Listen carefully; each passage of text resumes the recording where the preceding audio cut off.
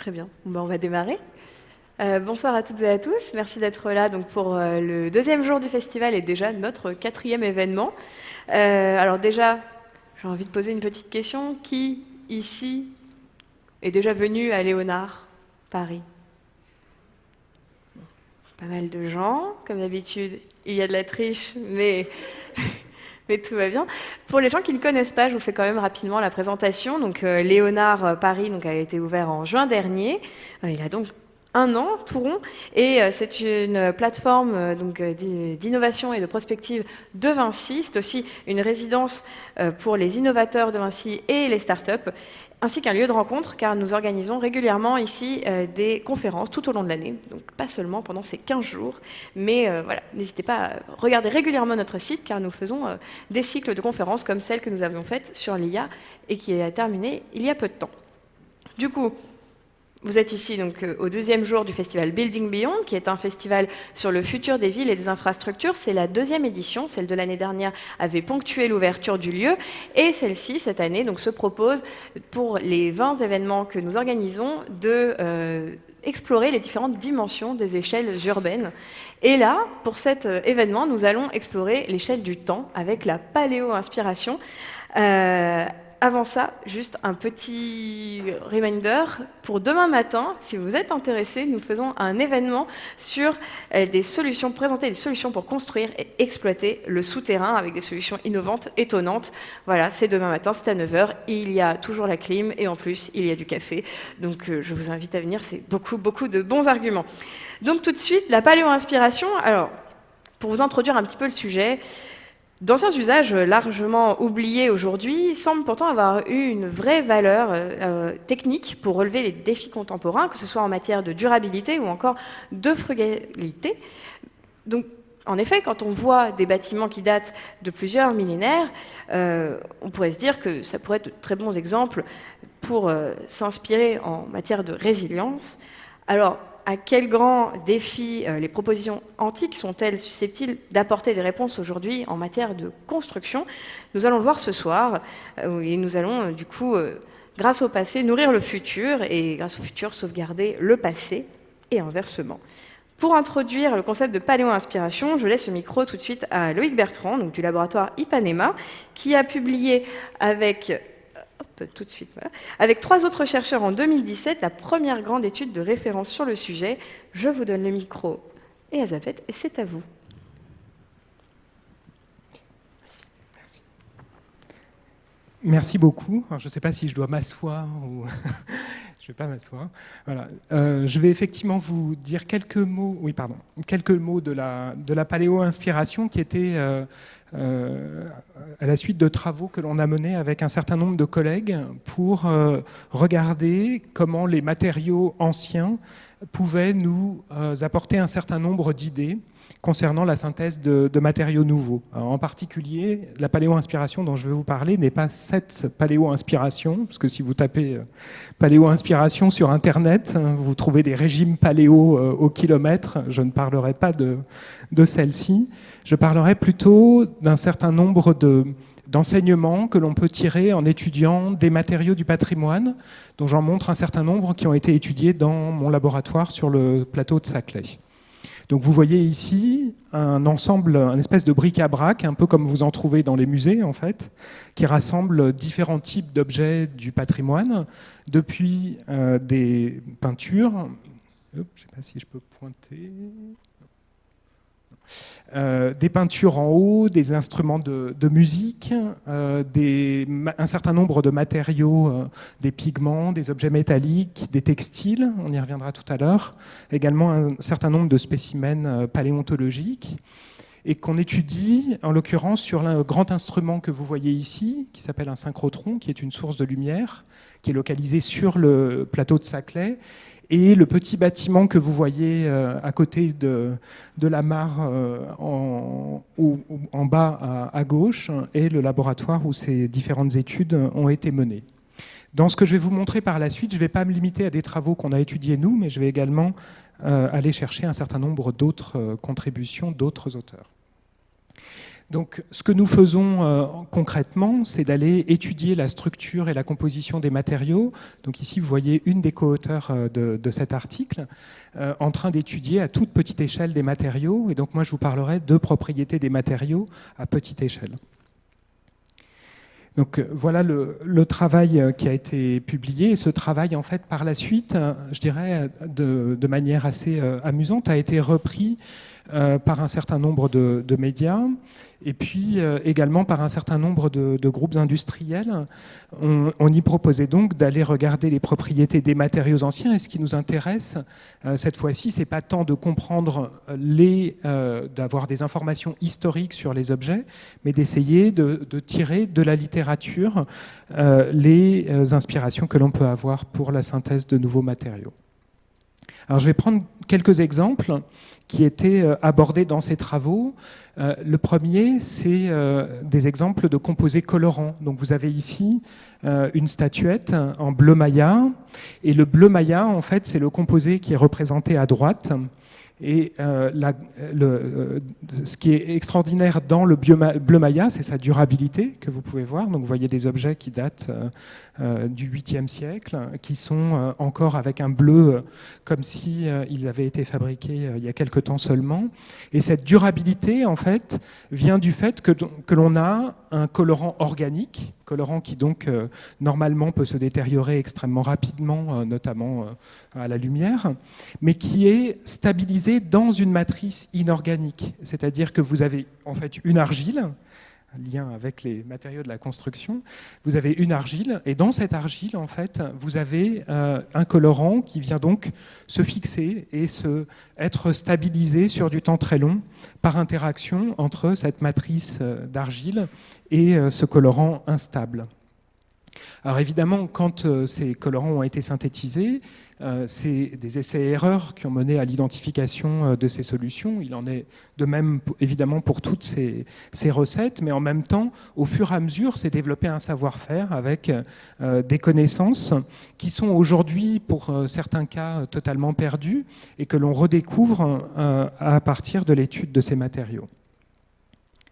Donc il est par exemple possible de repartir du même concept en fait, et non plus de produire un bleu, mais d'aller produire d'autres couleurs.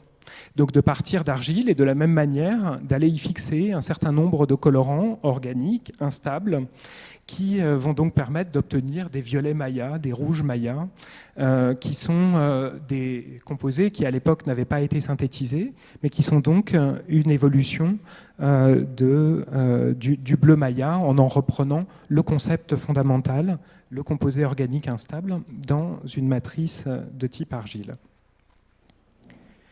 Autre exemple concernant la couleur également, vous voyez une céramique de Sèvres en fait, qui date du début de l'Art déco, et vous voyez en fait un décor avec des feuilles, et ce décor change au long de l'objet. Vous voyez qu'on passe d'une coloration rose à une coloration verte. Et pourtant, cette coloration, ces effets de coloration sont liés à un unique composé, qui est en l'occurrence un composé du chrome, dont je vous ai mis la formule chimique, et qui a été du coup apposé en différentes épaisseurs pour changer sa colorimétrie. Donc on a comme ça, je dirais, à travers l'étude des objets patrimoniaux, de très nombreuses astuces pour fabriquer des couleurs, fabriquer ici un continu, un espèce de dégradé entre du vert et du rose, et qu'aujourd'hui, d'une part, on a encore beaucoup de mal à expliquer en termes de physique, et d'autre part, qui sont à reconstruire, à retrouver. Cette recette, par exemple, ici, avait été perdue.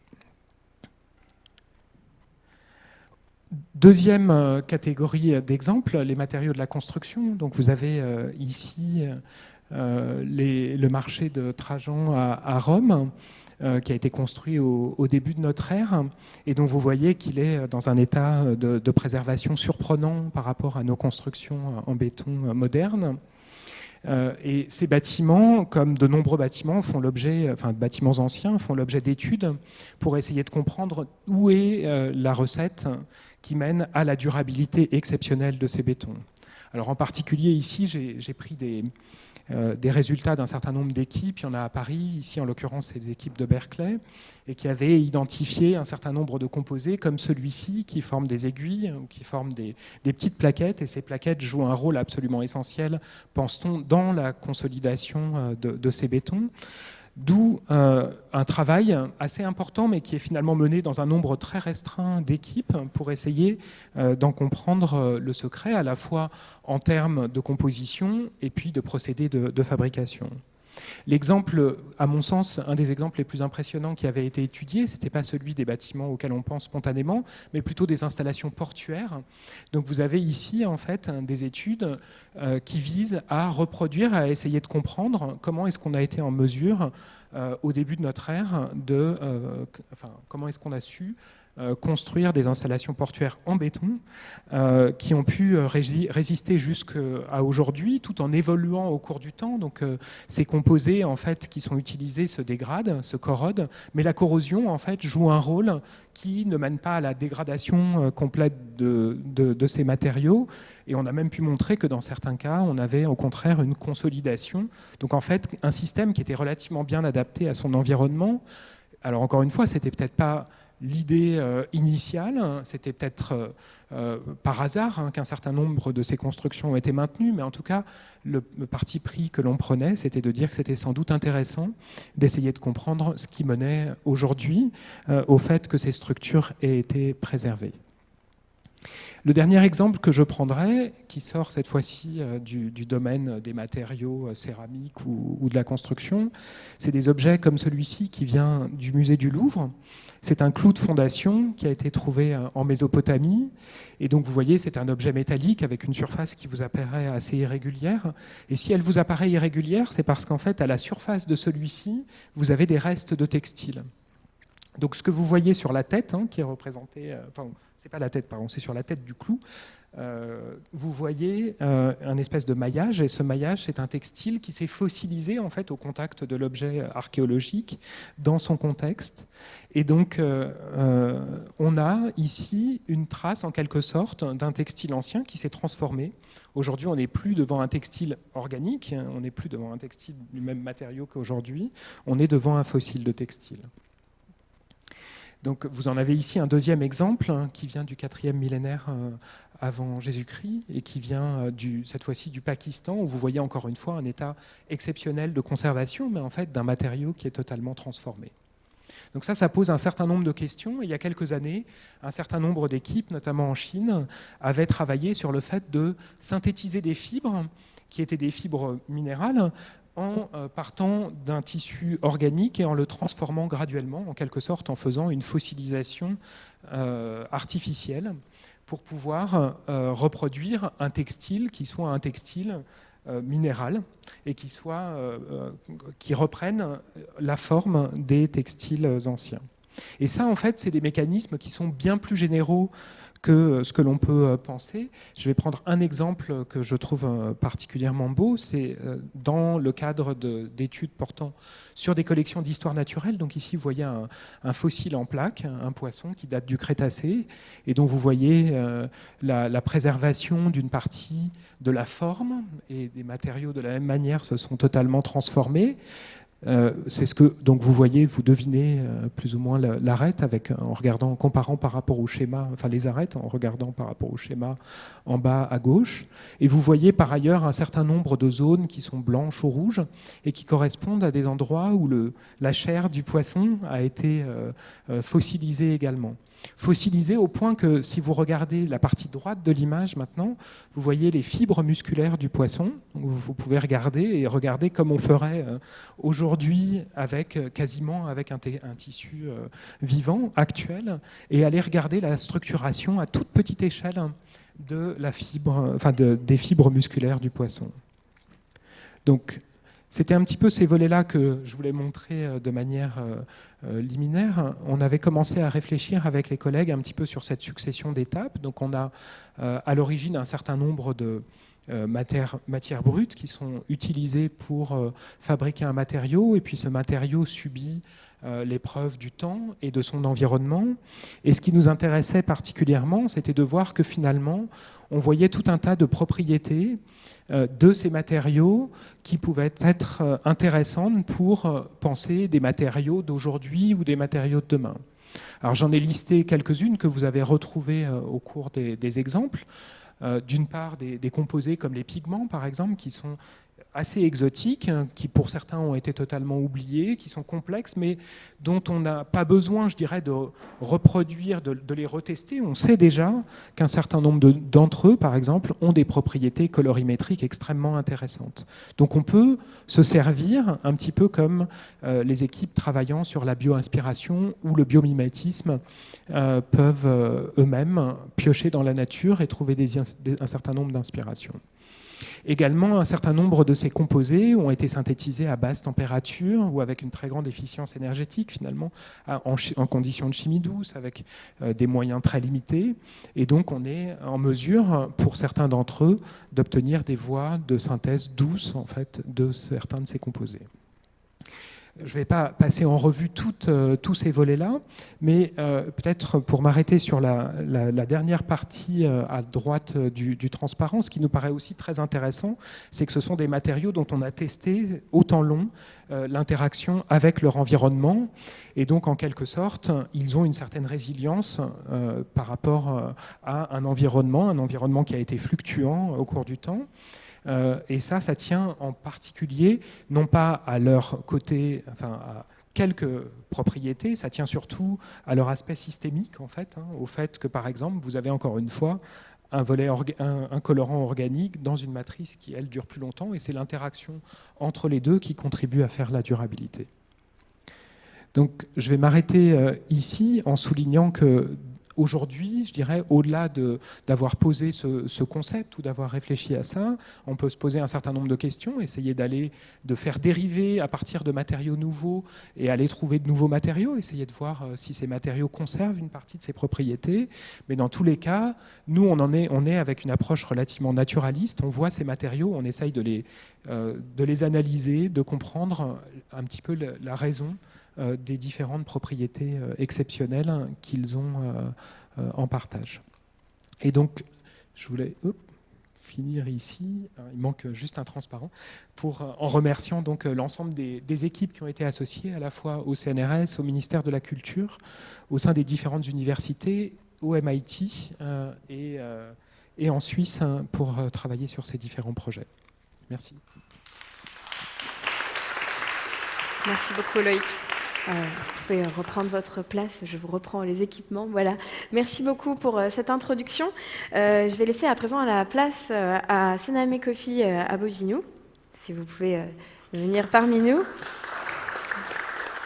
Donc, pour vous présenter rapidement, donc vous êtes architecte et fondateur donc, de l'Africaine d'architecture et vous voulez redéfinir la Smart City en vous inspirant des villages traditionnels africains. Je vous laisse la parole à présent, ainsi que de quoi passer votre ligne.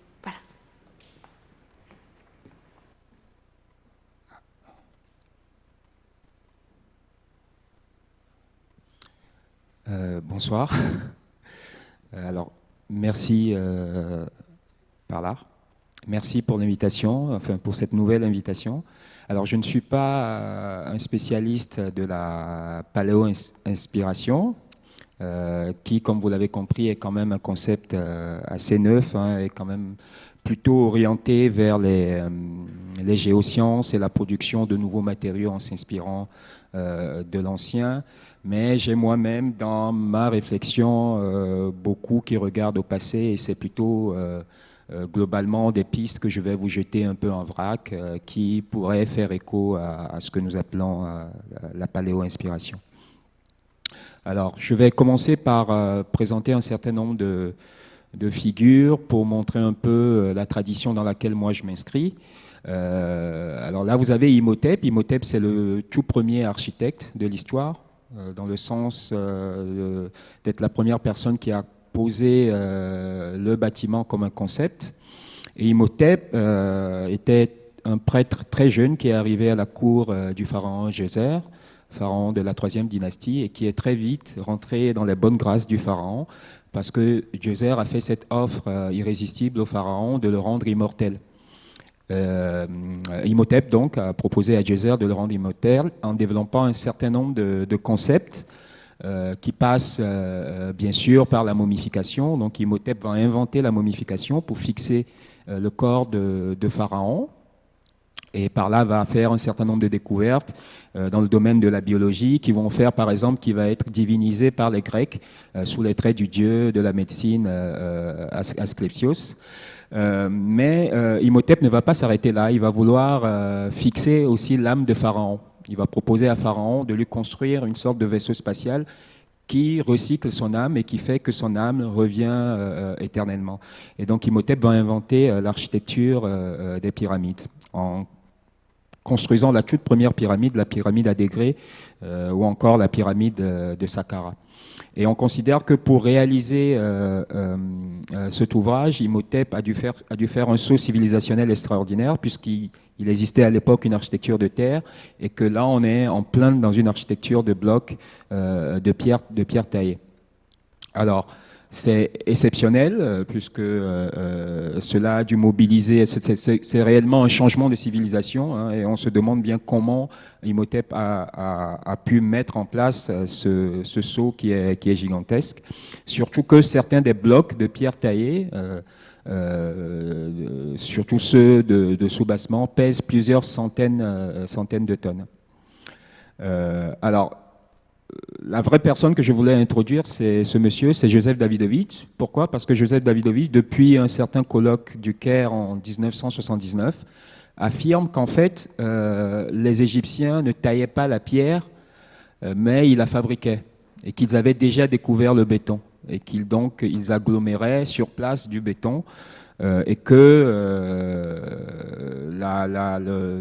le dogme qui voudrait qu'on ait taillé des millions de pierres, par exemple 2 500 000 pierres pour le complexe de Gizeh, dont chacune faisait plusieurs dizaines de tonnes, et qu'on les ait transportées sur fleuves, sur terre, etc., pour les monter à des hauteurs inimaginables, sans grue, etc., que tout cela est faux, et qu'en fait, ils produisaient dans du coffrage grâce à un mélange en chimie douce, en quelque sorte, d'agrégats de calcaire qu'il diluait avec de l'eau et qu'il mélangeait avec des liants comme le sel nitrant, la chaux, un peu de kaolin, du limon, et donc que tout cela mis ensemble se solidifiait tout de suite, et donc on pouvait fabriquer des blocs de la pierre artificielle en quelque sorte, et que toute la technique des pyramides a été produite comme ça en fabriquant de la pierre. Donc il s'appuie sur la lecture d'un certain nombre de tests égyptiens, dont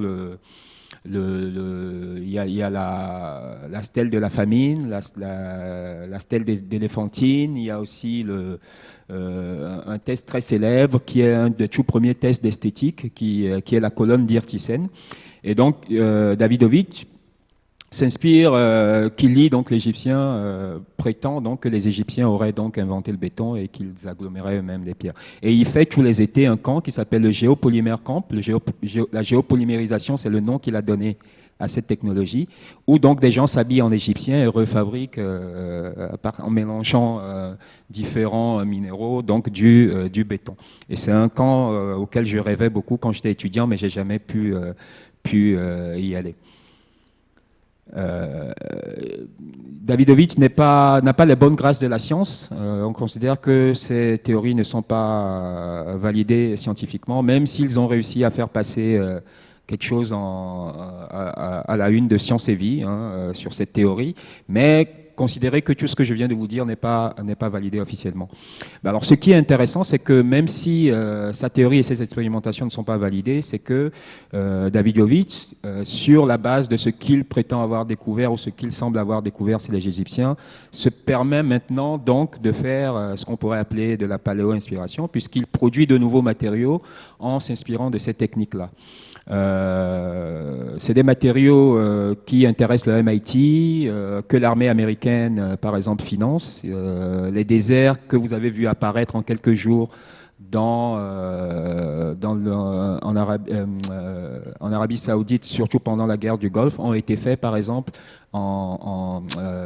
les pistes d'atterrissage, je veux dire, ont été faits en technologie géopolymère.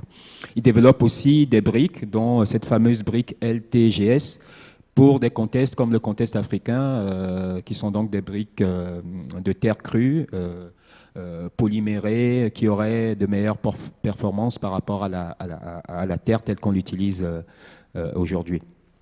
On reparlera après d'impression 3D, mais ces techniques de géopolymérisation ou de chimie juice, de mélange de différents matériaux pour obtenir des bétons qui sont verts et des fois beaucoup plus performants que le béton industriel qu'on connaît, a aussi un gros potentiel dans tout ce qui est impression 3D de bâtiments, puisqu'il s'agit de production de béton à froid.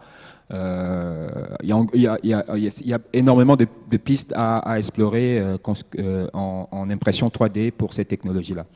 Alors, une autre figure que j'aimerais vous présenter, c'est Hassan Fathy. Hassan Fathy est un architecte égyptien qui a redécouvert cette technologie qui permet donc de faire des toitures en terre en se passant d'échafaudage, d'étayage et de coffrage. Là, vous êtes dans les écuries ou le grenier du complexe funéraire de Ramsès II, ce qu'on appelle le Ramesseum. On l'appelle encore le château de millions d'années. Et ça tient toujours, et ça a été fait, alors ça c'est le complexe, mais ce que je vous ai montré juste avant est entièrement en terre crue, et ça a plus de 3200 ans, et c'est toujours en place. Et Fathy a découvert qu'il y avait des ouvriers égyptiens qui maîtrisaient encore cette technologie, et donc il a essayé de la raviver et a développé tout un système de construction qui s'inspire de ça. Et Fathy est très connu parce qu'il a écrit un livre qui a été un peu le livre de chevet des étudiants en architecture dans la foulée de mai 68, qui est Construire avec le peuple. Et il a fait un projet qui est le projet du nouveau Gourna, un nouveau village qu'il a construit, qui est considéré comme un des tout premiers projets en développement durable quand on parle d'architecture. Ça, c'est des images de New Gourna. Une troisième figure, c'est Fabrizio Carola. Fabrizio Carola est architecte italien. Il vient un peu au relais de Fathy. Et il est la personne qui a peut-être le plus systématisé ce système de construction en voûte et coupole, sans coffrage et sans échafaudage, qu'on appelle les voûtes et coupoles nubiennes, et l'a proposé comme une alternative viable au problème du logement en Afrique. Et Carola a été très radical dans son approche, en refusant systématiquement d'introduire du béton dans tout ce qu'il faisait et en ne mobilisant que des ressources qui permettaient de créer des emplois donc localement sur ces chantiers. Il a beaucoup travaillé en Mauritanie et au Mali, mais à partir de 2005 à peu près, il n'allait plus beaucoup au Mali parce qu'il était déjà très vieux. Et la situation dans le pays ne permettait pas non plus qu'il continue à déployer son art. On a perdu Carola en janvier de cette année, donc il nous a quittés malheureusement. Comme il n'allait plus beaucoup en Afrique, j'ai beaucoup travaillé avec Carola pour faire des chantiers un peu à distance, notamment au Togo, où on a fait des chantiers de construction de voûtes et de coupoles nubiennes, toujours sur la base de cette technologie qui nous vient dont les dernières traces antiques sont les greniers du Ramesseum. Pour en venir à... Bon, donc moi, je m'inscris complètement dans l'affiliation de Carola, mais j'ai une attention un peu plus élargie aux survivances des architectures anciennes qu'on peut encore avoir en Afrique. Et mon travail, si vous voulez, est beaucoup plus large dans le sens où j'intègre donc cette donne qui est la structure sociale et dont je vais essayer de vous parler très rapidement. Ça, c'est un projet d'école chez les Tambérmans en utilisant leur propre technologie. Les Tambérmans sont une population encore très traditionnelle qu'on trouve au nord du Togo et du Bénin. Et donc on a fait une école entre guillemets moderne en matériaux mixtes, construit par des maçons traditionnels, mais avec des performances d'un ouvrage moderne. Alors donc moi, ma réflexion, surtout depuis 6-7 ans, est beaucoup plus orientée sur la ville et sur la question de la civilisation. Donc il faut savoir qu'il y a deux approches de la civilisation, deux approches plutôt des installations humaines. Une approche qui est celle de la civilisation, c'est l'approche de nos villes classiques. C'est quand l'installation arrive dans un site en étant clos sur elle-même, en ne voulant pas forcément s'imbriquer dans le site et en créant les conditions de son autonomie. Et donc c'est comme si vous faisiez ville sur Terre comme sur Mars, en ne voulant surtout pas que l'environnement ou le milieu impacte de trop ce qui se passe au sein de l'installation humaine. Donc il y a une sorte de vitrification et la ville tire d'elle-même en quelque sorte ses propres lois. C'est, comme je le disais, l'approche des villes classiques, des villes occidentales. Et cette approche est, comme vous le savez, en crise, avec ce qu'on appelle l'Anthropocène, hein, qui est l'âge le plus avancé de cette crise, où l'impact de l'humain sur la planète devient critique, au point où la NASA, par exemple, prédit que d'ici 20 ans, la civilisation pourrait disparaître. À côté de cette approche-là, qui est l'approche civilisationnelle, il y a une autre approche que les anthropologues appellent l'approche du système du monde. Et l'approche du système du monde, c'est quand une installation se fait avec cette préoccupation d'être imbriquée avec le milieu. C'est comme si on tissait dans le milieu et l'installation se considère comme participant du milieu et devant permettre au milieu de continuer à exister, même à mieux exister. Donc on observe le milieu, on peut faire on peut appeler ça de la bio-inspiration, mais ça ne s'arrête pas là. On participe réellement au milieu. Et le milieu propose en quelque sorte le modèle idéal de toute chose. Et comme la civilisation se décline en art, en littérature, en musique, etc., le système du monde, lui aussi, se décline en ces différents aspects.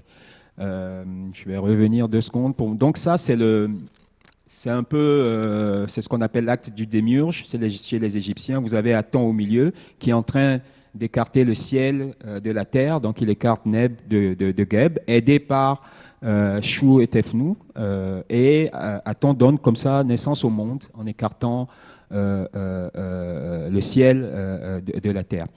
Et ce que vous voyez là, c'est donc une cosmogonie, parce que c'est le mythe des origines chez les Égyptiens, mais c'est aussi une cosmologie parce qu'il résume l'ensemble du panthéon égyptien. Mais c'est aussi une cosmographie parce que la maison égyptienne va se construire sur ce schéma-là, et qui est censé être la chose la plus parfaite, l'origine du monde, et qui est censé être surtout complète. Et donc dans tout ce que les Égyptiens vont faire, ils vont essayer de retrouver cette complétude en quelque sorte, pour que le monde dans lequel ils sont ne soit parent de tous les aspects de la vie égyptienne. Donc le système du monde se décline aussi en sagesse. En Afrique, on parle, la plus connue, c'est Ubuntu, mais c'est une sagesse donc, qui professe le lien entre toutes les parties, etc., mais qui est une sagesse transversale à toutes les sociétés africaines. J'en viens aux architectures traditionnelles africaines rapidement pour dire que les architectures traditionnelles africaines ou les survivances d'architectures anciennes sont elles aussi configurées sur le modèle du système monde et sont des cosmographies dans le sens où elles veulent toujours participer de leur environnement, et c'est l'observation de l'environnement qui prescrit l'art du matériau, la façon de s'installer, etc., etc. Donc j'ai passé au crible un peu, et c'est le travail qui me préoccupe le plus en ce moment, toutes ces différentes architectures en Afrique noire pour voir s'il y avait des principes qui revenaient régulièrement et qui seraient un peu un ADN de ces architectures-là. Et j'ai découvert qu'en fait la cosmographie ou l'architecture dans le sens du système monde pouvait se diviser en 8 principes. Je ne vais pas aller dans le détail, s'il y a des questions après, je vais te présenter, mais rapidement, les sociétés traditionnelles africaines voient toujours la maison comme étant au centre du monde et un repère pour le monde, c'est-à-dire qu'adossé à sa porte, on doit pouvoir savoir où est le nord, où est le sud, et on considère que tout le monde s'organise en quelque sorte autour de la maison et que la maison aide l'unité du monde à tenir et à se décliner. il y a beaucoup de concepts, hein, je vous ai dit, il y en a 8. Peut-être le plus important à retenir, c'est ce principe de la fractale, c'est-à-dire qu'à toutes les échelles donc, où vous allez aller, vous allez retrouver la même cohérence, le même souci de complétude au niveau du produit, du bâtiment, mais aussi à l'échelle villageoise ou même de la ville pour des sociétés qui sont devenues urbaines. Il y a l'anthropomorphisme. La maison essaie toujours d'avoir figure humaine, que ce soit dans la mode des natures, mais aussi dans les éléments du corps. La maison a des yeux, des pieds, etc. Alors, je passe rapidement. Donc, j'en viens à Aldo Van Eyck. C'est un architecte de la mouvance de ce qu'on a appelé le Siam, les Siam. Donc, ces architectes qui ont inventé l'architecture moderne. Et Aldo, lui, déjà, à l'époque, proposait, lui qui avait beaucoup étudié l'architecture Dogon, qu'on pouvait s'inspirer donc de la façon dont ces principes sont imbriqués dans les préoccupations des bâtisseurs africains, s'inspirer de ça pour faire des villes occidentales qui soient de plus en plus cohérentes sur le modèle des systèmes villageois africains. Alors, je passe là-dessus. Je vais juste conclure en disant que tout cela est possible parce qu'il y a un lien entre le produit, le bâtiment et la maison, et qu'il y a des espaces de la création de cette cohésion-là à l'intérieur même du système villageois. Donc le matériau, le bâtiment ne sont pas sécables en quelque sorte de ce qui est la structure sociale. Je pourrais mieux expliquer ça s'il y a des questions après. Je vais peut-être m'arrêter là. Ok, très bien. Mais en tout cas, vous pouvez l'applaudir. Merci beaucoup. Alors, ne partez pas tout de suite. Donc, merci beaucoup, Senamé, pour cette présentation passionnante. Je propose du coup à donc, nos deux speakers précédents de revenir sur scène, ainsi que Yves Hubelmann, donc d'Iconem. Je vous invite à tous vous asseoir. Et du coup, je vais tout de suite vous mettre des micros. Hop. Est-ce qu'on peut passer à Slide? Merci. Donc, merci à vous trois d'être présents ce soir. Alors, je vais commencer peut-être tout de suite avec vous, Yves Hubelmann. Vous êtes donc cofondateur d'Iconem. Alors, vous avez pu entendre les présentations de Loïc Bertrand et de Senamé Kofi, qui s'inspirent du passé pour innover. Vous utilisez les technologies présentes et futures pour protéger le patrimoine. Est-ce que vous pourriez déjà rapidement présenter Iconem et puis nous dire à quel point et par quoi, pour vous, selon vous, le patrimoine est mis en danger? Peut-être appuyer sur le micro. Il y a un petit bouton là, ça vous fait passer de rouge au vert. Allô. C'est bon. Voilà.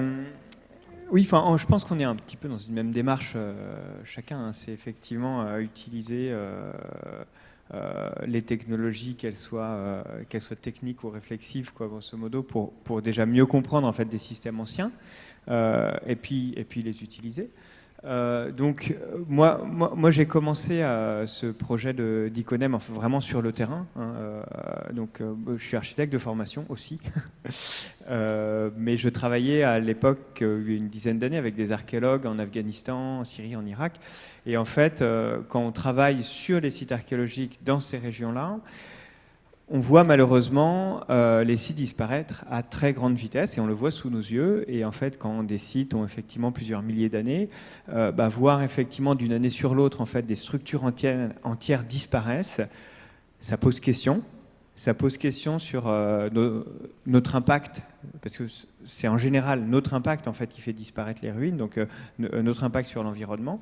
Et le problème, c'est que bien souvent, on est dans des zones où on peut difficilement protéger physiquement les sites, parce que c'est des zones qui sont souvent hors de contrôle. Hein. On est des fois dans des régions en Afghanistan, on peut pas contrôler ces régions. Et du coup, c'est là que m'est venue l'idée d'une protection plus de la mémoire de ces sites, c'est-à-dire de l'image de ces sites, plutôt que des sites eux-mêmes, parce que de toute façon, les sites eux-mêmes sont condamnés. Alors, il y a plein de facteurs, il y a l'expansion urbaine, enfin ce que vous appelez la civilisation, qui effectivement recouvre en fait des sédimentations anciennes et qui les fait disparaître. Il y a des pillages et il y a effectivement des destructions qui sont vraiment violentes pour le coup, dues à des conflits. Et donc l'idée, c'était d'appliquer les dernières technologies, disons, d'intelligence artificielle et d'imagerie pour stocker sur un autre support, en fait, ces sites, donc sur le support numérique, un petit peu exactement comme, si on peut se permettre l'image, comme les moines à l'époque médiévale, en fait, qui recopiaient en fait les manuscrits grecs sur des nouveaux supports. Donc nous on fait pareil avec leur technologie qui était l'écriture caroline, en fait, qui leur permettait d'écrire vite. Nous c'est pareil, c'est une technologie, donc on utilise des drones, on utilise différents capteurs, en fait, on prend des milliers, même des centaines de milliers d'images qu'on rentre effectivement dans un grand serveur et qui nous reconstitue automatiquement, en fait, disons, l'apparence visible de ce site. Et à travers l'apparence visible, ce qui est intéressant, c'est qu'on arrive à lire énormément de choses, énormément de traces, qui ne sont pas forcément toujours d'ailleurs lisibles sur le terrain. Certaines le sont, d'autres ne le sont pas, parce qu'il suffit effectivement de prendre un peu de recul pour s'apercevoir d'alignements, de s'apercevoir effectivement de micro-topographies qui trahissent en fait la présence d'un monument, par exemple. Et on s'est aperçu en développant ces techniques, finalement, qu'elle améliorait énormément la lisibilité de sites, d'une part, et puis d'autre part, surtout comme on a commencé à travailler dans des régions qui étaient peu accessibles. Surtout, ça ouvrait, en fait, cette imagerie, créait une espèce de pont entre effectivement des territoires éloignés et une communauté scientifique qui s'y intéressait, mais qui ne pouvait pas forcément y aller, parce qu'on ne peut pas forcément rester plus de quelques jours sur place. Alors, ce qui était bien, c'est qu'avec les drones, en quelques heures, on arrivait à voir effectivement, enfin, on arrive toujours à voir ces images.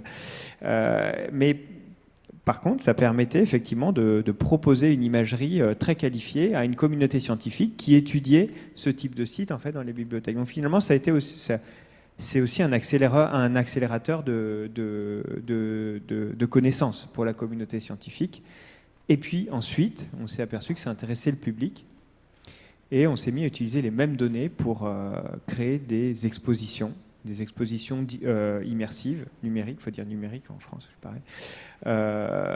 Et donc, on a commencé à travailler avec le Grand Palais, et puis plus récemment avec l'IMA, pour créer des grandes projections monumentales qui permettaient au public parisien, et d'ailleurs pas que parisien, de voir, c'est de découvrir en fait ces sites qui malheureusement ne sont plus accessibles au tourisme et ne sont plus accessibles à grand monde.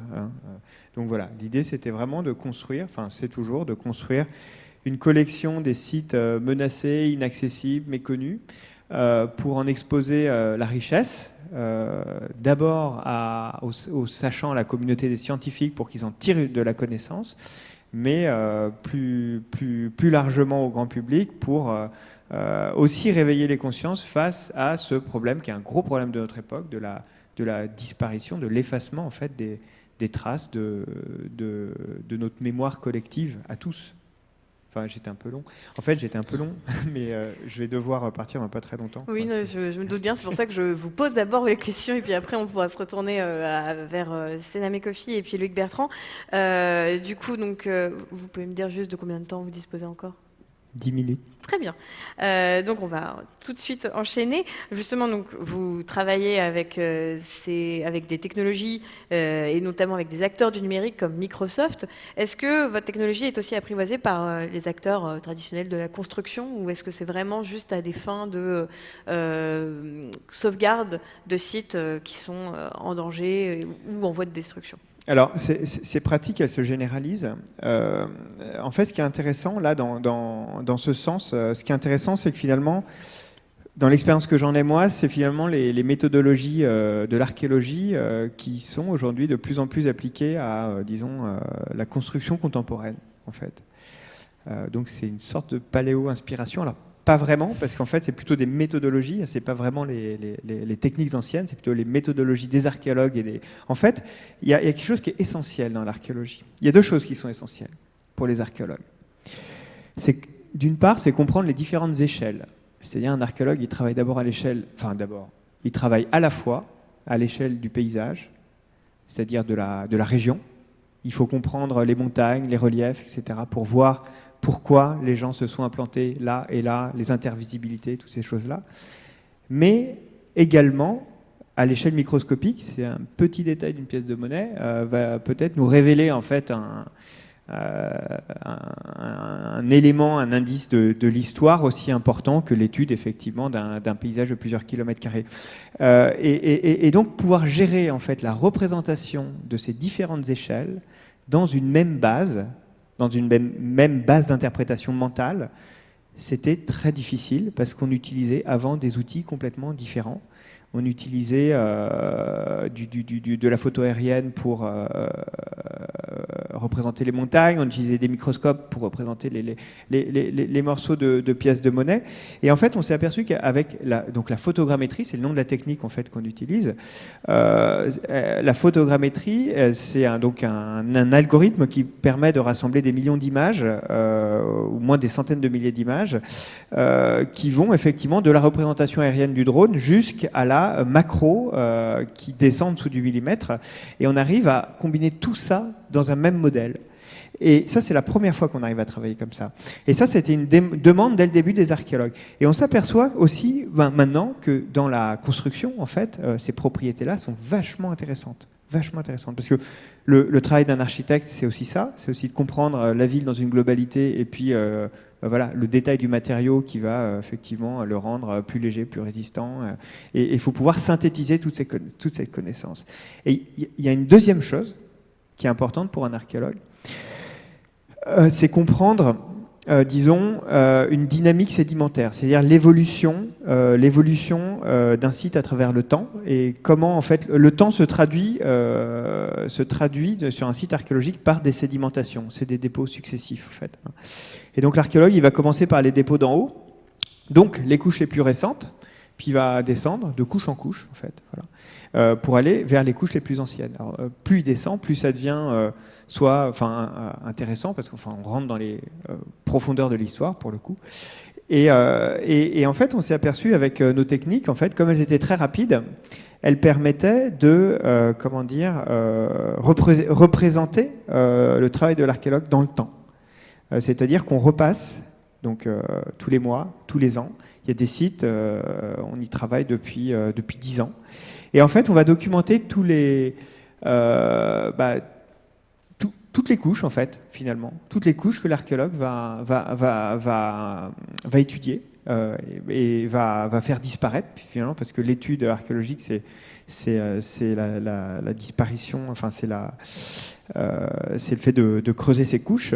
Et donc, on a pu monter des modèles dynamiques, donc, qui expliquaient à la fois le site donc, dans l'espace, mais aussi dans le temps.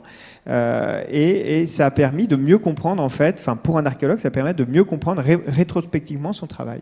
Et là encore, dans la construction, il y a une application qui a été assez intéressante, alors sur lequel nous on ne travaille pas, mais c'est de plus en plus appliqué sur les terrains. C'est par exemple l'utilisation donc des drones, des mêmes outils pour le suivi du chantier dans le temps. Et on comprend beaucoup mieux en fait une dynamique, on comprend aussi les erreurs, on arrive à avoir une lecture en fait complètement nouvelle d'une action, que ce soit l'action de destruction, de creusement de l'archéologue, ou que ce soit l'action de construction de l'aménageur. D'ailleurs, je fais une petite parenthèse pour ce qui est des technologies pour le suivi de chantier. On présentera un certain nombre de solutions jeudi matin, voilà, donc de solutions qui transforment le chantier. Donc, si c'est une question qui vous intéresse, n'hésitez pas à venir 9h, pareil, café et viennoiserie et climatisation. Je reste avec vous, Yves Bellman, juste avant que vous partiez. 4 minutes. Voilà, quelques minutes. Donc, du coup, donc, vous me parliez donc de votre technologie de photogrammétrie, de tous ces outils, de toutes ces méthodes que vous utilisez pour sauvegarder ce patrimoine. Et vous autres, d'ailleurs, chacun, vous participez à votre manière à renouveler notre approche collective du patrimoine au nom des générations futures. Du coup, quelle serait votre définition du patrimoine de demain? Est-ce que pour vous, Yves Bellman, c'est justement ce patrimoine numérique? Alors en fait, on a été Enfin, l'idée m'est venue aussi à travers une autre prise de conscience, c'est-à-dire que donc en Afghanistan, on travaille sur des sites qui sont très fragiles parce que c'est des sites de terre, justement de la terre crue, hein, enfin, comme on trouve effectivement dans certaines constructions, dans beaucoup de constructions en Afrique. Et donc c'est un patrimoine qui est très fragile, hein. Il suffit effectivement d'une inondation, par exemple, pour faire disparaître effectivement des plans de villes entiers. Enfin, et en fait, je me suis aperçu en commençant à travailler en Afghanistan que les archéologues donc travaillaient sur le terrain, c'est leur métier, mais en fait, la moitié de leur temps, ils travaillaient sur des images, sur des anciennes images de choses qui avaient disparu. Donc en fait, il y a des photographes qui étaient passés en Afghanistan en 1910, par exemple. Je crois que le premier photographe, c'est un Allemand en 1910 qui a fait des photos de sites archéologiques. Et en fait, on s'aperçoit aujourd'hui, mais aujourd'hui, on redécouvre en fait du coup ce patrimoine qui devient, ces photos deviennent patrimoine parce qu'elles témoignent d'un patrimoine qui a complètement disparu en fait. Et toutes les collections photographiques anciennes dont on s'est dit bon effectivement c'est pas forcément très intéressant, c'est des vieilles images, mais en fait aujourd'hui on les redécouvre et à travers elles on redécouvre tout un patrimoine qui aujourd'hui n'est plus visible. Et donc le travail qu'on fait aujourd'hui, c'est ça. Donc c'est un travail de documentation du patrimoine actuel, mais on sait que c'est aussi un travail patrimonial, c'est-à-dire que dans 50 ans ou dans 100 ans, ces images, les images qu'on prend, elles serviront à nos petits-enfants, arrière-petits-enfants, à mieux comprendre effectivement des sites que eux n'auront pas la chance de visiter comme nous on l'a aujourd'hui. Très bien. Merci beaucoup Yves Bellman. Je vous remercie, je suis désolé, je serais bien resté un petit peu plus. Mais Oui, non, je vous permets de vous libérer comme ça si vous devez prendre votre train. Et puis j'enchaîne directement avec Sename Kofi et puis Luc Bertrand. Sur la même question, du coup, pour vous, justement, quelle serait votre définition du patrimoine dedans? Voilà, on peut le dire quand même, Yves Bellman. Merci encore. Très bien, merci. Donc, selon vous, justement, comment justement le patrimoine de demain, enfin, quel sera ce patrimoine de demain? Est-ce que ce sera justement dans votre travail de réutilisation d'anciennes pratiques ou bien dans votre travail de recherche sur la redécouverte des matériaux et des anciennes manières de construire? Enfin, comment justement on peut redéfinir cette notion-là? Tout est possible, hein. La chance que nous avons, c'est que ceux qui nous ont précédés ont travaillé. Donc, vous voyez, l'Égypte ancienne, c'est le terrain de jeu idéal pour la paléo-inspiration parce que le paradigme, chez les Égyptiens, c'était de traverser le temps. On voulait rester éternellement. Donc, et ça sur de la base empirique, parce qu'ils n'avaient pas tout l'arsenal industriel. Ils sont partis de l'observation de l'environnement. Une observation très fine de l'environnement pour développer des concepts qui sont censés rester très longtemps. Nous, on est dans une autre dynamique, on est plutôt dans de la frénésie industrielle. On produit des fois pour que ça disparaisse très vite, quand c'est de l'obsolescence programmée, mais pas seulement, quand l'économie nécessite qu'on reconstruise, donc on fait en sachant très bien qu'on va détruire. Donc, la question, c'est plutôt est-ce que nous laissons un patrimoine matériel pour les générations à venir, vu la culture dans laquelle nous sommes installés. Ceci dit, c'est vrai que les technologies sont assez boostées aujourd'hui pour qu'on imagine d'autres formes de patrimonialisation avec la réalité virtuelle, la réalité augmentée, la réalité mixte. On peut imaginer plein de choses différentes. Et effectivement, on peut imaginer aussi que dans du nouveau, il y ait du patrimoine. Et c'est un peu la dynamique de la paléo-inspiration. Très bien. Peut-être que vous aviez un mot aussi à ajouter. Alors, par contre, je vous permets d'allumer votre micro, sinon on ne vous entendra pas. Oui, non, ce que je voulais souligner par rapport, ce qui était un petit peu une ligne directrice entre les différentes interventions, c'est à la fois la capacité à appréhender des choses complexes. Je pense que on a parlé tout à l'heure des volets multi-échelles, des volets de prise en compte de l'environnement dans nos objets, finalement, de les voir comme des systèmes. Je trouvais que c'était intéressant parce qu'au niveau du matériau, on voit toute l'importance de voir la relation entre matériaux, non pas le matériau unique, mais vraiment pris dans le système et dans son environnement. Et je pense que c'était quelque chose que vous montriez aussi au niveau des plans des villes et de la structuration urbaine. Je pense que si on a, de notre côté, quelque chose par rapport je dirais, à la connaissance que l'on a du patrimoine, c'est surtout beaucoup d'humilité, parce que par rapport à ces matériaux-là, on a encore une grande difficulté à les comprendre. Et pourtant, certaines de ces propriétés sont très simples, finalement. La durabilité, ça peut paraître quelque chose d'extrêmement simple. Le fait de pouvoir résister au vieillissement physique, de fait de résister à la corrosion. Les lois même de la corrosion et du vieillissement des structures sont connues depuis longtemps, au moins depuis quelques siècles, enfin avec des gros développements lors du siècle dernier. Mais ce qui nous paraît aujourd'hui très important, c'est vraiment ce volet-là de comprendre les systèmes. Et je pense que c'est aussi tout à fait lié à nos problématiques contemporaines, enfin des crises environnementales, de ce que vous disiez autour de l'emploi de matériaux qui sont détruits. On a oublié en grande partie ces possibilités de réemploi, par exemple, des matériaux qui ont été le centre du fonctionnement économique des sociétés passées. On réutilisait massivement les matériaux, qu'ils soient métalliques, céramiques, on réutilisait tout finalement. Donc je pense que le lien pour nous qui se fait entre le matériau passé et les volets futurs, ça passe par une meilleure compréhension de ce qui fait l'essence même en fait de ces propriétés des matériaux au-delà de leur côté patrimonial. Très bien. Justement, on s'éloigne un petit peu du patrimoine et on revient un peu vers donc le sujet qui nous occupe tous, qui est la paléo-inspiration. On parle justement de redécouvrir les matériaux, on parle de redécouvrir la manière dont construisaient les civilisations précédentes. Est-ce que quelque part, la paléo-inspiration, ce serait une forme de low-tech, à l'un comme à l'autre? Je vous sens inspiré. Oui, puisque les technologies, les savoir-faire ou ces génies qu'on ressuscite sont encore une fois des génies de l'empirisme. Donc c'est en fait la paléo-inspiration, c'est un peu du biomimétisme mais de seconde main. Sans l'expérience. C'est-à-dire, eux ont observé la nature, ils en ont déduit des lois entre guillemets scientifiques ou des lois de process qu'ils ont appliquées dans des matériaux. Nous sommes capables aujourd'hui de savoir que ces matériaux sont efficaces parce que nous avons la profondeur de l'histoire.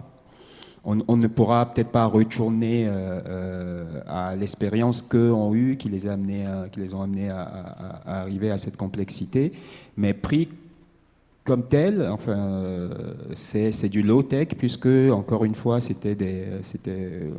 quand on reste sur le matériau, hein, le béton romain, etc., c'était des matériaux dont la production dégageait très peu ou pas du tout de CO2, ne demandait pas qu'on chauffe énormément, etc. C'est-à-dire ce qu'on voit nous sur nos matériaux, c'est que c'est des concentrés soit de savoir, soit je dirais, on bénéficie pour les questions de durabilité du fait que c'est des matériaux qui étaient dans un environnement fluctuant sur du temps très long. Donc finalement, si on veut nous-mêmes reproduire ces matériaux, il faut soit être en mesure de se réapproprier d'une partie du savoir et finalement de tous ces essais-erreurs qui parfois ont été menés sur des périodes extrêmement longues, soit de reproduire, au moins dans la pensée, la même évolution que ces matériaux ont subi sur des périodes extrêmement longues. Une des questions qui se pose beaucoup sur les matériaux archéologiques, c'est ce qu'on appelle le biais taphonomique, c'est-à-dire l'écart entre ce qui est préservé et ce qui était là à l'origine. Et nous, on arrive toujours a posteriori. On arrive quand ce qui devait être dégradé s'est dégradé et ce qui reste a des propriétés particulières de durabilité. Donc, je dirais, savoir-faire, c'est un cas complexe en fait de problème inverse. Comment revenir dans l'autre sens et se dire, et essayer de comprendre ce qui est à l'origine de la préservation. Et cette question-là, elle est particulièrement complexe. Donc c'est à la fois du low-tech au sens où on l'entendait tout à l'heure, parfois des matériaux très simples, parfois des procédés très simples, mais ce qui est fondamental, c'est la quantité de savoir où le temps, et la donnée même du temps est fondamentale parce que Dans bien des cas, on se pose la question, comment est-ce que là, par exemple, si je reconstitue ce matériau-là, est-ce que celui-là a une durabilité ? Et on est en grande difficulté à pouvoir nous-mêmes lancer des expériences en laboratoire qui vont durer 100 ans, ou 1000 ans, ou plus, pour pouvoir voir ce qu'il en est. Et par ailleurs, quand on essaye de reproduire des expériences de vieillissement accéléré, on sait que ça représente souvent assez mal la réalité de ce que l'on voit dans le vieillissement naturel des matériaux. Donc, pour nous, je dirais la clé est quand même là, c'est d'essayer, certes, à partir de procédés qui sont souvent relativement simples, pas tout le temps, mais d'essayer de bien comprendre où se situe vraiment la propriété clé, qui est souvent quelque chose d'assez systémique au sens où on l'entendait tout à l'heure, et qui vraiment prend en compte non pas simplement un aspect physique simple, mais une multitude d'aspects qui jouent de manière en synergie, en fait. J'aimerais aussi, pour compléter, dire que c'est très probablement du low-tech, certes, mais le revival, en quelque sorte, de ces principes-là doit beaucoup au boom digital et aux technologies très, très pointues qu'on a aujourd'hui. Vous avez vu, par exemple, les installations de la plaine de Saclay. Ces technologies vont aussi se développer énormément et vraiment s'imposer si elles arrivent à bien mixer avec des technologies très, très actuelles. Oui, bien sûr, c'était justement ce que je voulais peut-être entendre aussi. C'est vrai que voilà, il y a ces procédés simples, il y a ces matériaux simples, mais pour obtenir et pour voir ces éléments-là et reproduire, il faut tout un tas d'outils qui sont eux extrêmement complexes et loin d'être low-tech. De ce point de vue-là, on rejoint, enfin, Yves Hubelmann est parti, mais c'est vraiment les mêmes types d'approches. C'est-à-dire que l'imagerie, par exemple, pour nous, est une des manières d'aller chercher des... Pour essayer de comprendre vraiment ce qui fait qu'une propriété ou ce qui fait qu'un matériau a une certaine particularité ou une certaine propriété, il nous faut chercher des corrélations, et c'est à la fois des corrélations qu'on va chercher en imagerie, qu'est-ce qui est tout le temps là dans un matériau qui a une propriété particulière, quels sont quels sont les composés qui sont tout le temps présents, est-ce qu'on retrouve toujours tel composé à côté de tel autre composé. Donc je pense qu'on est au début aussi pour nous de l'appréhension de ces nouvelles technologies d'imagerie, et là on fait le même bond que ce qui était indiqué tout à l'heure. On va depuis sans doute le paysage, c'est ce qui était dit précédemment, jusqu'à nous à l'échelle du matériau, à l'échelle parfois atomique ou à l'échelle micrométrique, et d'aller chercher ce qui revient systématiquement pour essayer de comprendre un peu la clé de ces matériaux. Pour nous, c'est vraiment ces aspects couplés imagerie et à terme probablement des volets d'intelligence artificielle ou d'essayer de comprendre la structuration cachée en fait derrière ces matériaux qui nous permettra de les synthétiser et de pouvoir bien comprendre ce qui est la clé de leur propriété. Très bien. Je voulais revenir avec vous, Sename Kofi. Vous nous parliez tout à l'heure de cosmographie. Donc, et de cet aspect de monde, en tout cas, qu'on peut reprendre dans l'habitation. Comment on peut justement faire un lien entre cette vision-là et la vision que nous avons actuellement, qui est un peu une vision dominante, en tout cas des villes, qui est celle de la Smart City. Quel lien peut-on faire entre ces éléments-là et comment peut-être la paléo-inspiration, en tout cas votre vision, peut-elle nourrir ou modifier ou rendre la Smart City plus vivable ?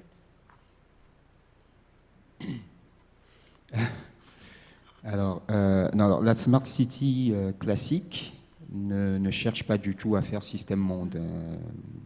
Alors, il y a vraiment beaucoup de critiques à faire à la Smart City, mais peut-être la plus fine, c'est de comprendre que la Smart City ne fait pas des Smart Citizens, ce qui n'est pas le cas, par exemple, dans le système monde.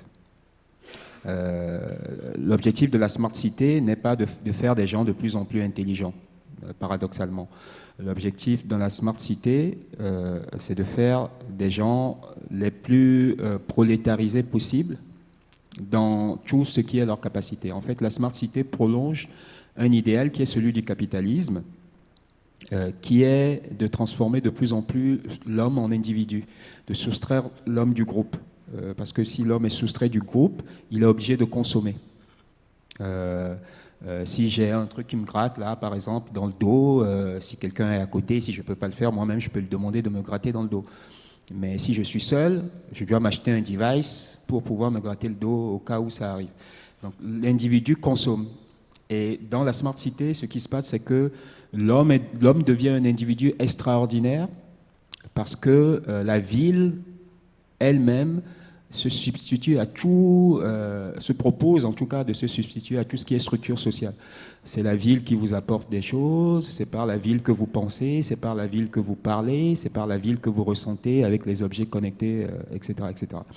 Ce qui fait que la Smart Cité n'a donc pas le projet de sublimer les structures sociales et de créer donc de l'interconnexion. Et donc c'est par excellence le projet le plus éloigné des préoccupations d'un concept de système monde, où là on veut vraiment qu'il y ait de l'interaction, où on considère qu'il n'y a pas d'unité, enfin que tout est un et que tout doit être relié, le végétal, l'animal, l'humain, etc.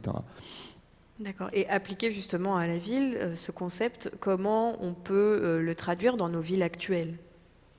Le système monde, ben, si je le savais, si c'était aussi évident, je pense que ce qu'il faut faire déjà, c'est résister à la Smart Cité, parce que la Smart Cité, c'est l'ensemble de toutes les technologies mises en système qui risquent de faire table rase complet de ce qui reste encore du système monde, qui est la structure sociale. On a déjà été coupé de la nature, on ne sait plus beaucoup de choses du naturel. Mais on a encore quand même des connexions sociales qui sont très challengées par les technologies. Donc préserver ce petit héritage-là de la structure sociale pour résister et n'accepter plus que des technologies qui ne se proposent pas de remplacer un dispositif social. Et il faut qu'il y ait un crible pour n'accepter que des technologies qui subliment le social, et c'est l'objectif normalement d'une technologie, et pas des technologies qui disent qu'il peut faire du social à la place de la structure sociale. D'accord. Et quelles sont ces technologies, si vous avez des exemples concrets à nous donner ce soir? Il y a tout ce que j'appelle les technologies de la taxation du social, c'est Uber, Airbnb, etc.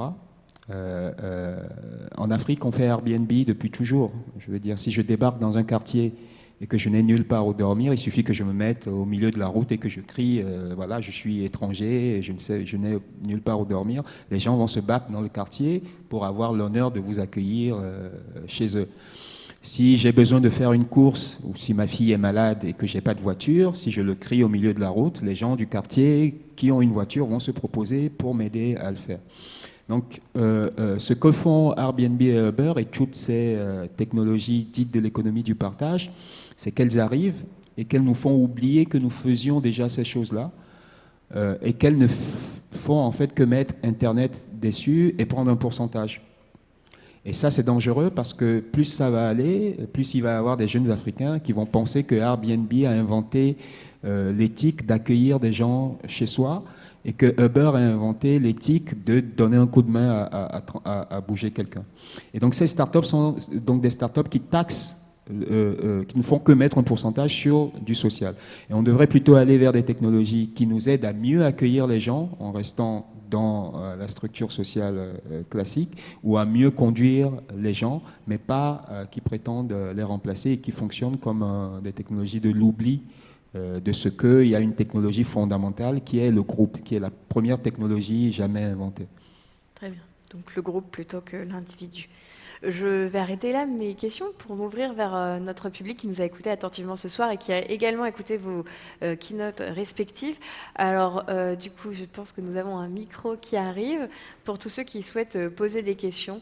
Alors, est-ce que... Ah, il est ici, d'accord. Nous n'en avons que 2 ce soir. Très bien. Donc, vous pourrez vous passer le micro pour chacun répondre. Alors, si vous avez des questions ce soir, je pense qu'on a un monsieur à gauche.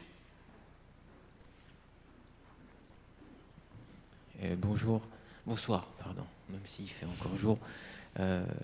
C'était génial, vraiment. Moi, je ne suis pas architecte, hein. Je suis venu ici pour monsieur. Ma question, en fait, concernant le temps, vous l'avez Vous l'avez évoqué rapidement là. Durant votre exposé, j'avais envie d'intervenir et de dire en fait tout ça c'est lié au temps. Les changements de propriété, elles sont liées au temps. Et on sera incapable de pouvoir recréer le modèle de cette temporalité. Donc est-ce que ce n'est pas une vaine quête que celle que vous essayez d'entreprendre? Grande question. Alors vous avez absolument raison, la clé de ces propriétés, c'est le temps. Et effectivement, on est devant cette espèce de quête d'essayer d'accélérer le temps d'une manière qui nous permette effectivement de retrouver ces propriétés. Et je pense que vraiment, enfin, je ne peux pas le dire mieux que ce que vous venez de dire, la clé, c'est vraiment d'essayer de comprendre ce qui change lorsque l'on regarde un matériau qui a eu un parcours historique par rapport à un matériau qui n'en a pas eu un. Et ça peut paraître très abstrait, mais c'est vraiment ce qu'on est en train de faire. Et c'est, je pense, la clé de cette démarche. C'est d'essayer de comprendre ce que le temps fait à ces matériaux, mais également de se dire que finalement c'est le seul moyen ou un des seuls moyens par lesquels on peut regarder l'effet de ces temps très longs. Alors, si on regarde avec autant d'attention des matériaux archéologiques ou des matériaux paléontologiques, c'est parce que finalement, on a des matériaux qui sont dans des contextes très bien établis parce qu'étudiés par des archéologues et des paléontologues pour l'intérêt des sites ou pour l'intérêt des espèces qu'ils vont y trouver ou des objets qu'ils vont y trouver ou des sociétés qui ont mis en œuvre ces sites ou utilisé ces sites. Et que du coup, on a finalement, ce qui n'est jamais le cas autrement, la capacité d'avoir non seulement des matériaux qui ont vieilli pendant un certain temps, mais qui plus est dans un environnement que l'on comprend assez bien et connaît assez bien. Mais la question pour moi qui est effectivement fondamentale, c'est à quel point finalement ces propriétés de ces matériaux, on va pouvoir en trouver un peu la substantifique moelle et pouvoir s'affranchir dans une certaine mesure de cette variable temporelle en accélérant un certain nombre de processus et en comprenant certaines de ces propriétés. Il y a au moins un aspect sur lequel on voit que là, on arrive à un certain nombre de choses, c'est la donnée, c'est les volets essais-erreurs humains. Là, on vient quand même, je dirais, dans certains cas, on arrive sans avoir besoin de repartir sur vraiment des expériences qui n'en finissent pas, à resynthétiser des matériaux qui ont vraiment une très forte ressemblance avec les matériaux anciens, parce que quand même, la connaissance que l'on a des procédés fondamentaux de physique et de chimie nous permettent quand même d'informer tout ce processus-là. Mais effectivement, sur le vieillissement dans le site, c'est encore des choses, je pense, on est au début de ça. Très bien. Une autre question? Bonjour, Christophe Haushofer, Afrique 21. J'ai deux questions différentes. Et pour chacun. Alors, la première question concernant le temps, c'est est-ce qu'on s'en fout pas? Je veux dire par là, par exemple, la bio-inspiration ou le biomimétisme font confiance à l'évolution. Il y a un tri, et ensuite ils essaient de synthétiser. Après, on peut poser la question s'il y a une analyse de cycle de vie ou si c'est de la pertinence de copier ou pas. Mais dans quelle mesure on ne peut pas faire confiance simplement à l'évolution? Est-ce qu'elle nous amène? Et puis après, voilà. Ça, c'est un peu ma question. Et la deuxième question, c'est sur ces lieux de résistance. Est-ce que vous pourriez en dire plus sur ce que vous faites peut-être au Togo et sur les liens que vous faites avec d'autres pays d'Afrique pour avoir des lieux de résistance, pour nous informer sur ces lieux de résistance par rapport à la Smart City? Et en même temps, le lieu de résistance, ça fait un peu... Je pense qu'il y a quelque chose de plus dynamique dans votre approche. Alors, sur la question, toujours la question du temps, je pense que oui et non. C'est-à-dire qu'on peut effectivement La question, qui est quand même une question qui est transverse à beaucoup de choses aussi, c'est de savoir à quel point les propriétés des matériaux que l'on étudie sont liées à des défauts, à un certain nombre de choses qui peuvent apparaître sur le temps long. Quelles sont ces différentes temporalités ? Et aujourd'hui, on en est encore au balbutiement de ça. Si je prends par exemple la fossilisation, les théories actuelles de la fossilisation disent que finalement les mécanismes se produisent sur des temps relativement courts, peut-être la durée de quelques jours, quelques semaines, quelques mois, quelques années, mais ensuite le système continue à évoluer avec une dynamique beaucoup plus lente. Donc la question, c'est de savoir si les propriétés que l'on voit là sont liées à ce qui se passe quand le système est figé, sur les aspects très très courts, ou si on a besoin de reproduire et de simuler ces temps très longs, auquel cas on ne s'en foutrait pas. Donc c'est vraiment ça aujourd'hui la question, et je pense que ces aspects multi-échelles, les volets multi-échelles spatiaux qu'on évoquait tout à l'heure, ont un pendant du côté des multi-échelles temporelles, et d'essayer de bien comprendre qu'est-ce qui se passe aux différentes échelles de temps sur nos matériaux. Et la question des défauts est quand même importante, c'est-à-dire qu'en particulier, si on veut aller du côté de matériaux résilients, on voit que c'est à la fois des matériaux extrêmement purs vont réagir assez différemment de matériaux à défaut, et contrairement à ce qu'on pourrait penser, alors qu'aujourd'hui on va vers des matériaux où on essaye d'avoir les matériaux les plus purs possibles.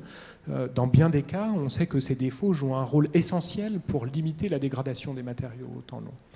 Alors, il y a des cas très célèbres, enfin, je veux dire, comme les aluminiums avec les micro-agrégats ou les nano-agrégats qui vont figer, qui vont empêcher les déformations qui vont mener à la rupture de ces matériaux.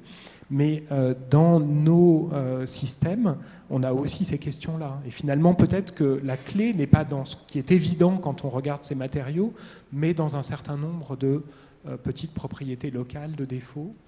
Et peut-être que ces défauts-là sont des choses qui nécessitent un certain temps avant d'être synthétisées. Donc, je dirais, voilà, il y a aussi ces questions-là à prendre en compte dans nos problématiques. Sur la question des lieux de résistance, donc la Smart Cité, encore une fois, est très intéressante parce que la Smart Cité, c'est un peu la cristallisation de tous les problèmes de la technologie. Et un des aspects des problèmes de la technologie, c'est que la technologie et l'innovation se font dans un cadre qui est toujours le même, qui est un cadre élitiste, officiel, etc., qui a une double corruption. C'est-à-dire que toute innovation, toute nouvelle technologie vise à vendre, d'abord. Donc il y a toujours l'idée du marché derrière qui corrompt la technologie. Et il y a, la technologie veut aussi dominer. Il y a toujours une idée d'installer un pouvoir derrière la technologie. C'est les deux problèmes qu'ont l'innovation, qui font par exemple que je trouve que c'est très challengeant de faire de la paléo-inspiration par exemple dans des cadres d'innovation officielle. Et donc, si vous prenez la Smart Cité, c'est la ville qui est produite par la technologie. Ça veut dire qu'on ne peut jamais réaliser un projet de Smart Cité, parce que les technologies changent en permanence. Quand vous avez livré un projet de Smart Cité, elle est déjà trop vieille. Il faut recommencer.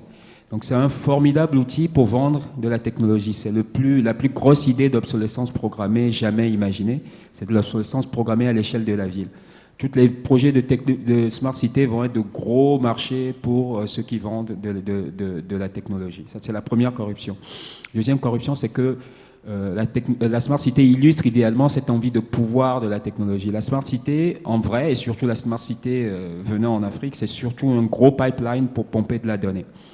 C'est pomper de la donnée à l'échelle de la ville et installer des pouvoirs qui existent déjà, hein, qui sont des pouvoirs basés sur la propriété de la donnée. Alors pourquoi l'Afrique doit résister à ça? Parce que les villes qui vont décider pour le monde demain sont en Afrique. Les 5 plus grandes villes du monde d'ici 2050 seront en Afrique, et un humain sur 6 vivra dans ces villes-là. Ce qui va être décidé par ces villes-là vont s'imposer à l'humanité entière. Si ces villes-là acceptent l'approche classique de la Smart Cité, eh bien, la smart city et l'approche civilisationnelle qui est en crise va gagner et va s'imposer partout. Mais si ces villes-là arrivent à créer, à mettre en place les possibilités d'une alternative qui intègre du système monde et qu'elle résiste, eh ben, on va en quelque sorte civiliser la smart city et elle vous reviendra ici plus éthique, etc. Alors nous, on a une petite expérimentation, mais c'est très modeste, un petit projet autofinancé dans un quartier à Lomé, qui est de créer des lieux d'innovation. On en a 2 maintenant, mais l'idée c'est d'en multiplier sur toute la ville, qui sont des lieux où les gens se retrouvent, les gens du quartier, vraiment dans le périmètre d'un rayon autour, s'initient aux technologies et essaient de régler même tous les problèmes qui se posent dans le périmètre d'un kilomètre. Collecter les déchets, réfléchir à une nouvelle forme de mobilité, développer une énergie pour le périmètre, produire sa propre nourriture en utilisant les nouvelles technologies, mais avec un double verrou qui évite de tomber dans des Uber-like, c'est-à-dire que tout est redistribué et on inclut le maximum de personnes. Mais c'est vraiment c'est expérimental. Je ne sais même pas si on peut appeler ça un lieu de résistance, parce que ce à quoi il s'agit de résister doit bien rigoler quand il voit ce que nous faisons. Ok. Alors, peut-être une dernière question. Alors, nous avons 2 messieurs. Vous serez libre de poser vos questions après, du coup, directement au moment du cocktail. Bonjour, je m'appelle Mathieu Lerondeau, je travaille ici. Bon, moi je suis très frappé évidemment par la lecture et la cohérence, Sénamé en particulier, du schéma que vous avez exposé là. Et évidemment très sensible à l'analyse que vous faites du lien entre les structures sociales et les techniques constructives. Et on pourrait dire aussi les matériaux, etc. Je suis un peu troublé en même temps parce que ce que j'entends, c'est une lecture qui est très, comment dirais-je,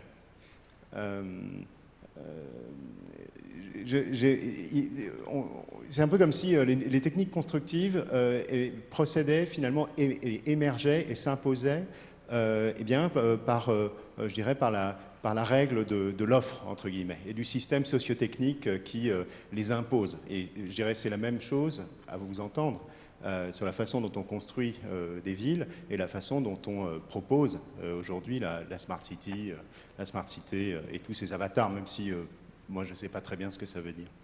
Et finalement, ces techniques et ces matériaux, c'est aussi eh bien, le produit, en quelque sorte, d'une demande, et pas seulement de l'offre d'un marché. Et la demande, c'est évidemment eh bien, construire des villes qui sont de plus en plus gigantesques, qui sont de plus en plus hautes, qui sont de plus en plus denses, et qui réclament aussi de plus en plus de services, qui peuvent être des services de mobilité, etc. Et on voit bien comment ces espèces d'énormes défis, et c'est particulièrement vrai, je suppose, pour les villes africaines qui sont en train de devenir des colosses, eh bien, appellent peut-être eh bien, des techniques qui sont, j'allais dire, de leur époque. Et la question que je pose, et elle n'est pas juste vainement polémique, mais la question c'est, est-ce que le modèle que vous nous présentez, qui est extrêmement séduisant, entre guillemets, je vais utiliser un terme assez teinté de capitalisme, mais est-ce qu'il passe à l'échelle, entre guillemets? Ou est-ce qu'on est condamné à faire ce que je pourrais appeler, on est dans la génération de nouveaux mots, du paléo-washing, quoi. Alors la paléo-inspiration est à peine née qu'elle est déjà, déjà suspecte.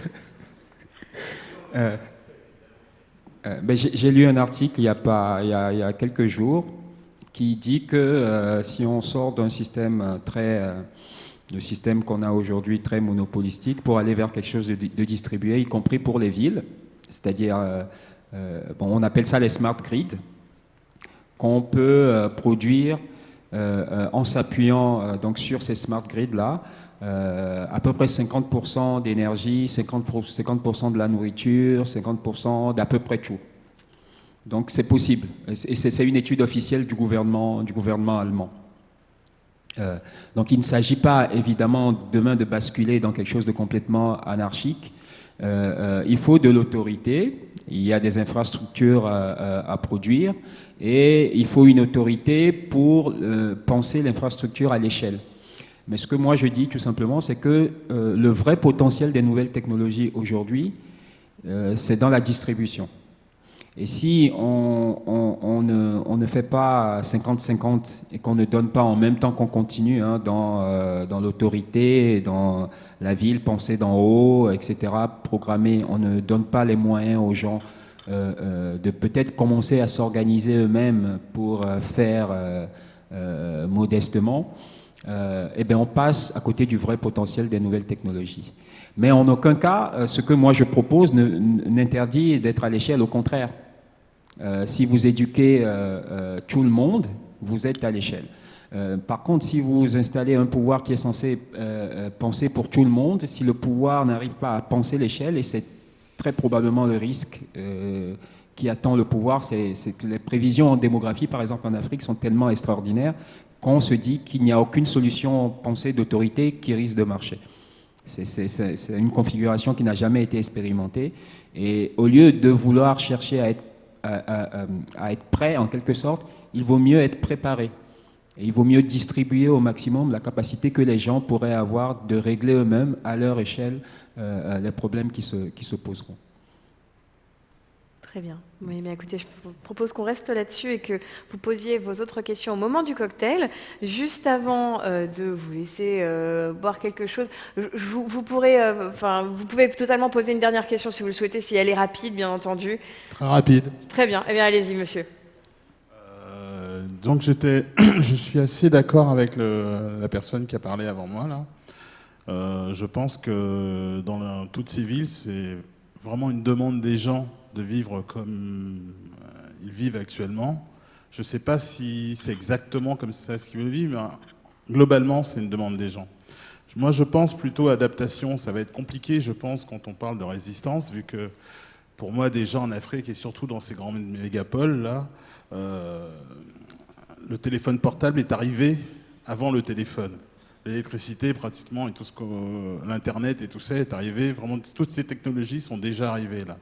Je pense plus qu'il y a peut-être une voie comme je disais tout à l'heure, d'adaptation à ces réseaux, à ces objets, à ces devices, comme on dit, avec aussi le projet, l'idée que vous avez développée aujourd'hui, que je ne connaissais pas, qui est très intéressante aussi. Très bien. Donc c'était un commentaire, pas une question. Bah oui, de toute façon, ça valait mieux ça à la fin, parce que j'étais d'accord avec le monsieur. Très bien, donc dans ce cas-là, si tout est dit, ou en tout cas les autres personnes pourront totalement poser leurs questions après. Juste avant, je vous rappelle juste nos 2 prochains événements. Donc dès demain matin à 9h, donc on vous présentera des solutions pour construire et exploiter le souterrain autrement. Et puis demain soir, nous parlerons de la construction, de comment construire des villes légères. On va parler d'urbanisme transitoire, nous allons parler de construction modulaire. Voilà, venez, nous aurons notamment une géographe venue des États-Unis pour nous parler du Burning Man. Je vous remercie et puis je vous dis à tout de suite.